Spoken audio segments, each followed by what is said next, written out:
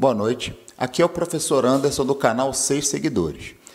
Está gostando dos vídeos do canal? Fofão, curte, se inscreve, compartilha e ativa as notificações. Isso ajuda muita gente na plataforma do YouTube. Hoje estaremos falando aqui para todos sobre o nazismo. Não adianta você chamar a pessoa de nazista sem você saber o que é o nazismo. O que é o nazismo?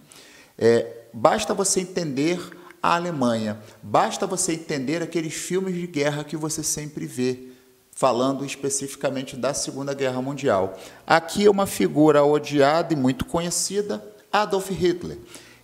Ele fazendo a saudação nazista e, ao fundo, a bandeira do partido nazista, que, na verdade, virou a bandeira da Alemanha, pelo menos nesse período da Segunda Guerra Mundial.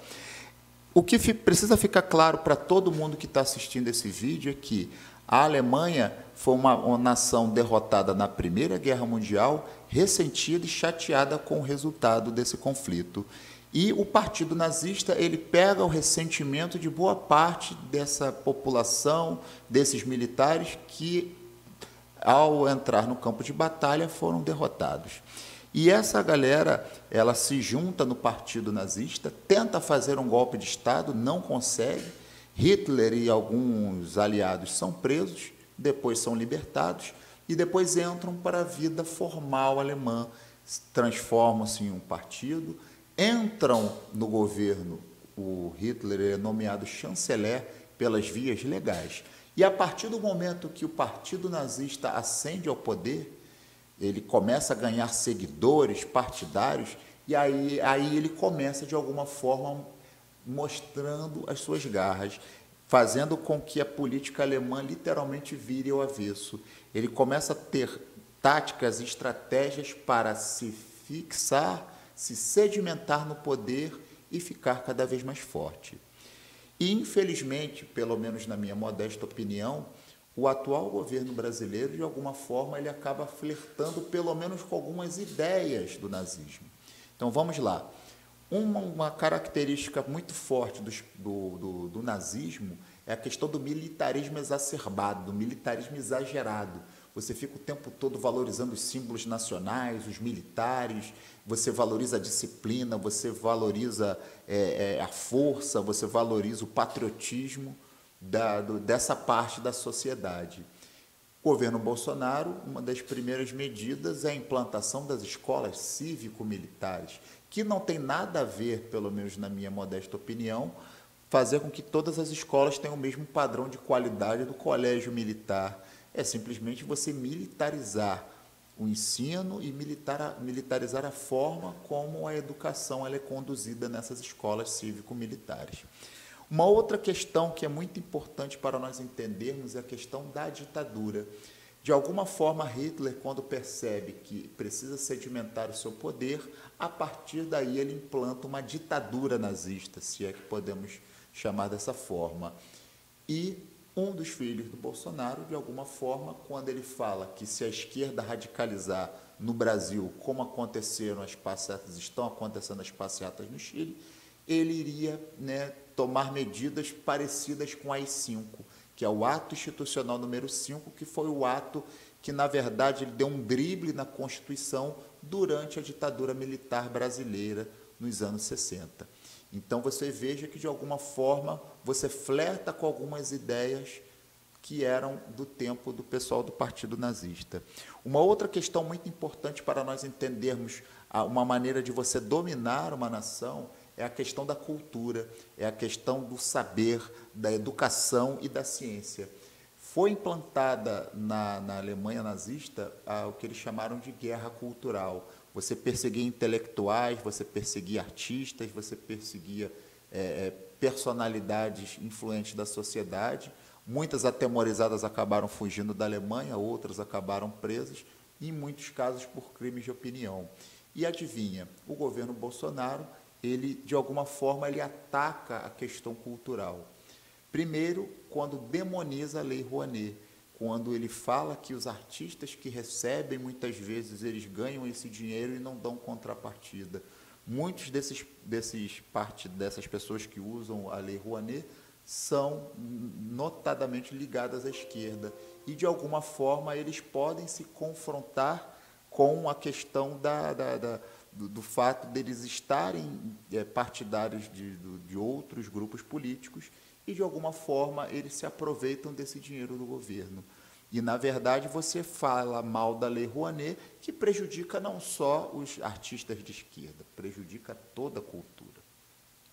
Uma outra questão muito importante foi o ataque frontal às universidades públicas, né, federais e institutos federais, quando veio com aquele corte abrupto das verbas e depois recuou por pressão da mídia, por pressão de agentes, né, de governo, por pressão dos pais de alunos e professores, de alguma forma se confrontaram contra esses cortes que acabaram sendo suspensos, onde as universidades viraram símbolo de balbúrdia, símbolo de consumo de drogas, de orgias, e a produção, né, acadêmica e científica não existia.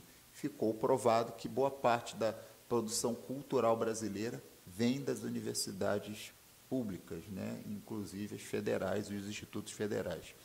E a outra questão que a gente pode colocar no caldo da guerra cultural é a questão também, quando você fala do ataque frontal às instituições da grande mídia. Entenda que Folha de São Paulo e as organizações do Globo, de alguma forma, apesar de apoiarem as reformas econômicas de Bolsonaro, no espectro das ideias, elas são contra algumas ideias de Bolsonaro. E Bolsonaro acaba elegendo esses órgãos de imprensa como inimigos. Já a Record e o SBT já são veículos da grande imprensa aliados do atual governo.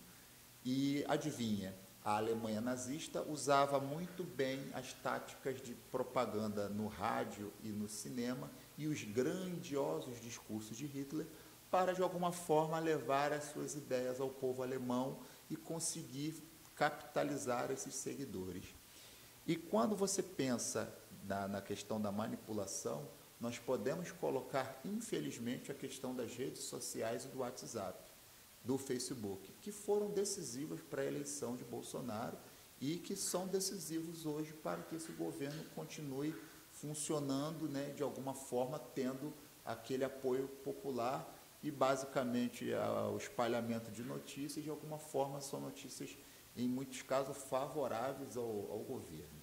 Então, observem que, de alguma forma, por mais que você tenha uma Alemanha em 1930 e o Brasil em 2020 muito distantes, quando se fala em instituições, quando se fala em tradição de governo, você vê que você tem muitos traços semelhantes. Como diria Cazuza, um museu de grandes novidades. Então, muitas coisas que acontecem no passado podem, de alguma forma, virem para o presente em outras roupagens, mas que, de alguma forma, você pode pegar ali como traços semelhantes. E uma outra característica, e essa fez o secretário de Cultura do Bolsonaro cair, o Roberto Alvim, é a questão do antissemitismo. Os nazistas, ao chegar ao poder, eles expropriam, eles perseguem e caçam os judeus, julgando que eles eram os verdadeiros inimigos da Alemanha. Eles ficavam com toda a riqueza alemã. Você tem sempre que, de alguma forma, buscar um inimigo, nem que seja um inimigo imaginário, para fazer com que as pessoas fiquem ao seu lado. E a forma mais brutal do antissemitismo foi o Holocausto, que foi o extermínio sistematizado e organizado dos judeus. Eles eram basicamente mortos dessa forma sistematizada e organizada nos campos de concentração. Agora, essa semana faz 75 anos da descoberta do campo de concentração de Auschwitz, na Polônia, que foi descoberto pelas tropas soviéticas durante a guerra, onde se descobriram os fornos de crematórios, onde os judeus eram calcinados, eram queimados, as câmaras de gás, onde eles eram mortos em quantidades praticamente industriais, e os fuzilamentos, que foi a primeira forma de execução.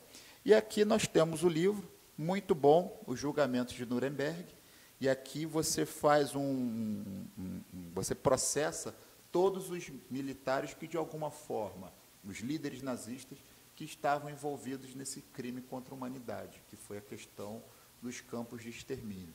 Boa parte deles foram condenados à morte, um ou outro conseguiu provar que não fazia parte daquela máquina de matar gente, né, do tempo da Segunda Guerra Mundial, e, de alguma forma, o Bolsonaro e o seu governo acabou flertando um pouco quando Roberto Alvim, secretário demitido, ele faz um discurso igualzinho ao ministro da propaganda nazista. Lembra que eu falei lá atrás que você tinha que controlar os órgãos de imprensa?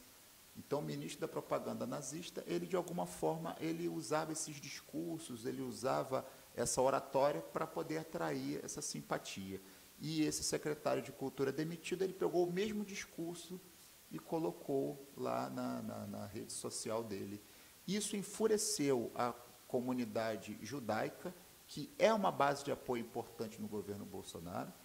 Essa comunidade judaica que tem muito poder político, muito poder financeiro e influencia as grandes empresas de mídia brasileira, e ficou insustentável a permanência desse secretário. E aí, esse secretário representa o pensamento do governo? Foi uma pessoa que estava perto de ser demitida e fez aquele discurso translocado? Ou partes do governo pensam igual a ele? Na minha modesta opinião, infelizmente, algumas pessoas do governo Bolsonaro pensam da forma dele. Só que ficou insustentável ele falar daquele jeito, né? Explicitamente um discurso claramente nazista. Então, de alguma forma, quando falarem que determinado governo, determinado grupo é nazista, tenha muito cuidado. Ele, de alguma forma, vai fazer conquistar corações e mentes, vai confundir a opinião pública e, de alguma forma, vai tentar exprimir um pouco dessa questão ditatorial, dessa questão de você demonstrar sempre que o seu partido é a solução de todos os problemas. Lembrando que todo governo ele tem influências externas. Então, falamos do governo FHC, que tem claramente uma influência social europeia, da questão da privatização, da questão do Estado moderno, a questão do Estado pensando na questão social. Quando falamos dos governos petistas, falamos de governos mais alinhados com a esquerda, com o entendimento aí com Fidel Castro, com o pessoal da esquerda. E falamos do Bolsonaro como um camarada que, de alguma forma, ele e o seu grupo político se alia à extrema-direita. E, quando flerta com pensamentos nazistas, de alguma forma ele acaba sendo acusado, né, de pensar como os nazistas, de muitas vezes implantar medidas ou, enfim, tarefas de alguma forma que flertam com o nazismo. E voltando na questão da guerra cultural, essa questão do Enem, essa bagunça na hora da avaliação das notas, esse Enem, você pega essas notas e com essas notas você tem acesso às universidades públicas brasileiras, através do SISU. Como que você consegue fazer com que o Enem fique tão tumultuado? Infelizmente, na minha modesta opinião, isso está dentro da guerra cultural.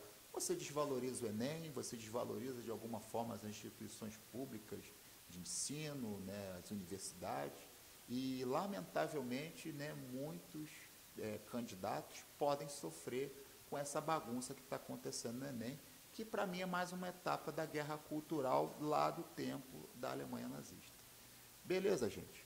Um abraço a todos, muito obrigado por terem ficado até agora aí ouvindo aí as ideias aí do nosso canal. Meu nome é Anderson Silva, sou professor de História. Fiquem à vontade para emitir seus comentários aqui na minha rede social. Um abraço a todos e uma boa noite.